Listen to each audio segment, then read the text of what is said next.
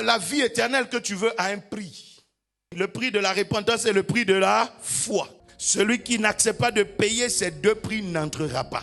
La repentance peut te coûter des choses. Paye ce prix. Ça peut te coûter des séparations. Paye ce prix. Jésus a dit, la voie est ouverte. Mais ça peut être difficile pour certaines personnes. Ceux qui estiment qu'ils sont trop riches. Ceux qui estiment qu'ils ont trop de choses à perdre. Voilà ce qu'on appelle le riche. Qui pense qu'il a trop de choses à perdre. Le monde dans lequel nous sommes aujourd'hui est un monde qui est tellement à la quête de bénédiction parce que tout est matériel. L'argent semble répondre à tout. Donc tout est matériel. Au point où même à l'église, on ne te propose que ça. Tu seras élevé, tu travailleras, tu voyageras, tu te marieras. Voilà tout ce qu'on prophétise. Mais on oublie que tu dois entrer au ciel. Il y a des gens qui se marient sans venir à l'église. Il y a des païens qui sont très heureux dans leur mariage. Tu verras que des gens voyagent sans venir à l'église. Des féticheurs même sont leurs fétiches dans l'avion. Regarde les gens qui construisent les bâtiments. Il y a combien de chrétiens dedans? Donc on peut avoir des propriétés sans être chrétien. Regarde les gens qui travaillent le matin. Quand tu vois les voitures aller au travail, les grandes voitures. Est-ce que c'est forcément des chrétiens? Donc quand je viens à l'église, c'est pas parce que je viens chercher une voiture. C'est pas parce que je viens chercher du travail d'abord. Ce que je viens chercher à l'église, c'est ce que le monde ne peut pas m'offrir.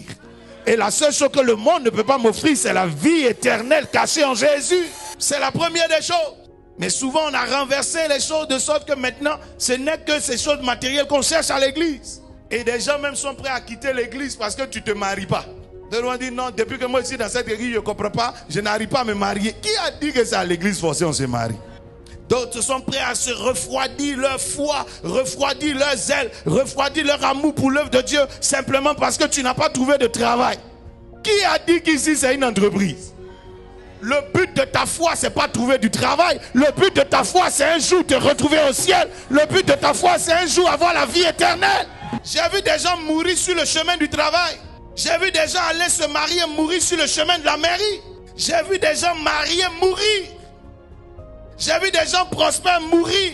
L'argent ne garantit pas la vie éternelle, camarade. Ce que tu cherches à l'église, c'est ce que le maire ne peut pas te donner. C'est ce que l'entreprise ne peut pas te donner. C'est ce que l'argent ne peut pas te donner. C'est ce que le monde ne peut pas te donner. C'est ce que les voyages ne peuvent pas te donner. C'est ce que le visa ne peut pas te donner. C'est ce que le médecin ne peut pas te donner. C'est la vie éternelle cachée en Jésus. Il n'y a pas de comparaison entre ton salut et ton travail.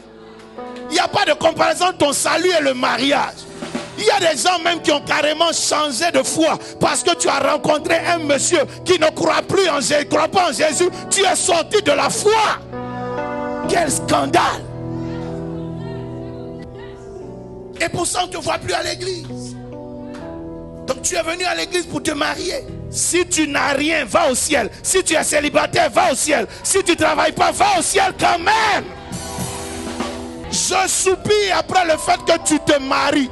Mais ma plus grande espérance, c'est qu'un matin, tu sois avec Jésus-Christ dans les cieux.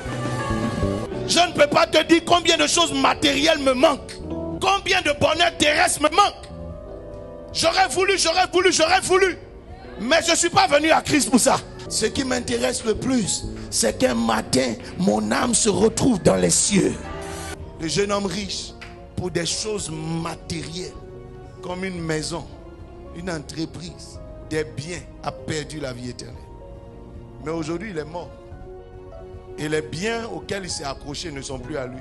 Ton mari auquel tu t'es accroché, demain tu ne seras pas là. D'ailleurs, même matin, il va te chasser. Mais c'est à cause de ce mari-là que tu as perdu la foi. Gagne ton salut. Et que le reste vienne. Il arrive des fois où l'argent se retourne contre toi. C'est pas grave. Christ ne doit jamais se retourner contre toi.